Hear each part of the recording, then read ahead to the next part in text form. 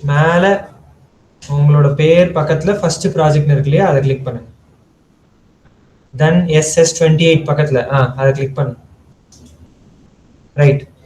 இப்போ இதுல மாஸ்டர்ல எனக்கு ஃபர்ஸ்ட் சேஞ்ச் பண்ண டேட்டா இருக்கு. உங்களோட பிரான்ச்சுக்கு ஷிஃப்ட் ஓவர் ஆகுங்க.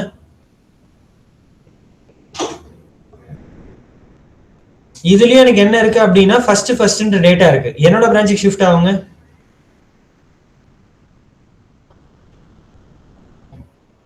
இதுல என்ன இருக்கு?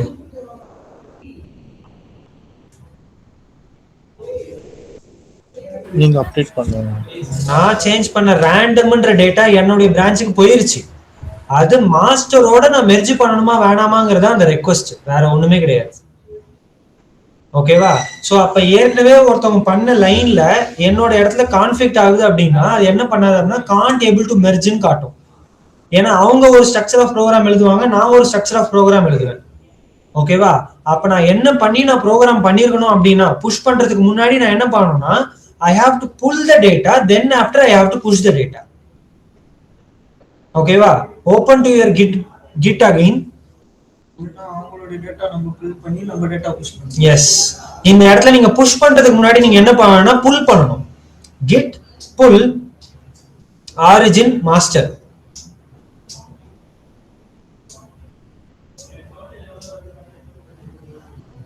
என்டர் அடிங்க.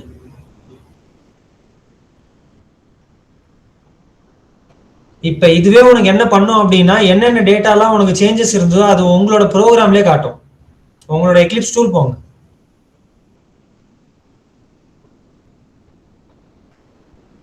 என்ன பண்ணுது இப்ப பாத்தியா? அதுல இந்த ஹெட் அதெல்லாம் தூக்கிடுங்க. தேவையில்லாதெல்லாம் டெலீட் பண்றேங்க. தேவையில்லாததெல்லாம் டெலீட் பண்றேங்க.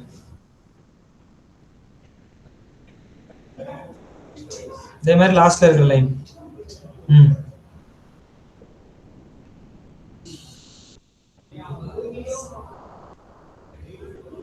Very good.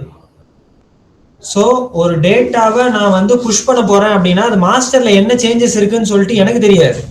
ரெண்டு பேருக்கும் ஒரே நாள்ல தான் ப்ராஜெக்ட் அசைன் ஆயிடுச்சு. ஆனா தனலட்சுமி என்ன பண்ணிட்டாங்கன்னா அவங்க ப்ராஜெக்ட்டை ஏற்கனவே மாஸ்டரோட மெர்ஜ் பண்ணிட்டாங்க, எனக்கு அது தெரியாது. அப்ப நான் ஒவ்வொரு தடவையும் நான் புஷ் பண்றேன் அப்படின்னா ஃபர்ஸ்ட் அவங்க என்ன சேஞ்சஸ் பண்ணிருக்காங்கன்னா எனக்கு தெரிஞ்சுட்டு நான் புஷ் பண்ணணும்.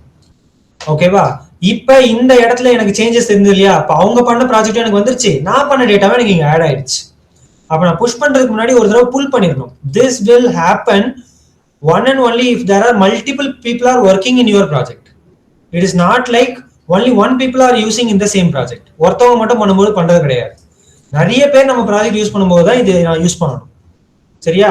இப்போ நீங்க என்ன பண்ணுங்கன்னா உங்களோட கிட்டுக்கு போங்க. உங்களோட கிட்டுக்கு போங்க. இப்போ நீங்க என்ன பண்ணிடுங்க அப்படின்னா கமிட் பண்ணி புஷ் பண்ணுங்க. ஆட் பண்ணி கமிட் பண்ணி புஷ் பண்ணுங்க. git add ஸ்பேஸ் விட்டு ஒரு டாட், தென் git commit ஒரு ஐஃபன் விட்டு ஏதாவது ஒரு டேட்டா,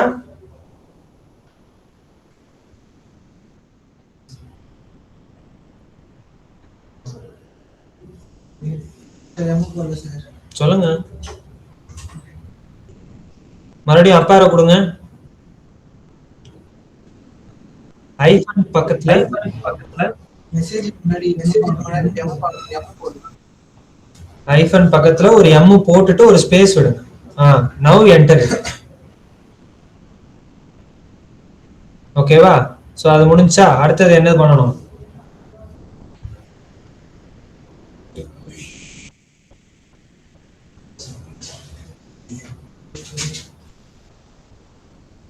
நோ, மாஸ்டர் கொடுக்க கூடாது.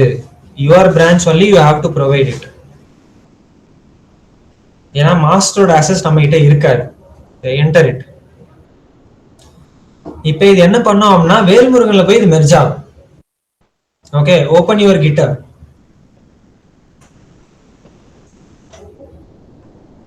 இப்போ பாத்தீங்கன்னா வேல்முருகன்ல போய் இது என்ன பண்ணிருக்கோம் அப்படின்னா இது பண்ணோம். Okay, simply compare and pull request over there. இப்போ கம்பேர் பண்ணி புல் ரெக்வெஸ்ட் கொடுங்க. It won't show that can't able to merge. இப்போ என்ன காட்டுது? able to merge ன்னு காட்டுதா? This is how the git conflict can be resolved in the GitHub. இப்போ நீங்க சிம்பிளா கீழ வந்து confirm merge கொடுத்துட்டு நீங்க முடிச்சிடலாம். able to merge create pull request கொடுத்துட்டு able to mergeல கொடுக்கலாம். just go on the top, create pull request first கொடுங்க. கொடுத்துட்டு விட்டீங்கன்னா இப்ப மாஸ்டர் வந்து பாப்பாரு, பார்த்துட்டு எந்த ஒரு சேஞ்சஸும் இல்ல, நான் இதை மெசேஜ் போட்டு நான் வந்து புஷ் பண்ணிக்கிறேன் அப்படின்னு சொல்லிட்டு அவர் மெர்ஜ் பண்ணி விட்டு போயிடுவார். கீழே வாங்க, மெர்ஜ் புல் ரெக்வஸ்ட் நீங்க கொடுத்துருவாரு, அவர் மாஸ்டர் இது பண்ணிட்டு போயிடுவார். That's it. மெசேஜ் அவர் போடுவார், ரீசெண்ட் அப்டேட் கோடு அப்படின்னு சொல்லிட்டு கன்ஃபார்ம் மெர்ஜ் கொடுத்துட்டு போயிடுவாரு.